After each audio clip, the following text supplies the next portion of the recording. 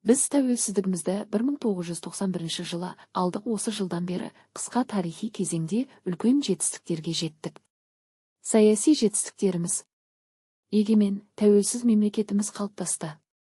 Конституция қабылданып, құқықтық мемлекет негізі қаланды. Экономикалық жетістіктеріміз. Нарықтық экономикаға көшті. Ақтау қаласы түркі әлемінің астанасы атанды.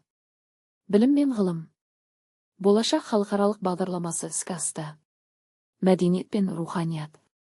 Қазақ тілі мемлекеттік тіл мәртебесін нығайтты. Ұлттық салт-дәстүр, тарих, мәдени мұра жаңғырды. Мәдени мұра, рухани жаңғыру бағдарламалары жүзеге асты. Халықаралық беделіміз. Қазақстан бейбітшілік пен келісім үлгісін көрсетті. Әлемдік және дәстүрлі діндер көшбасшыларының съезі өтті.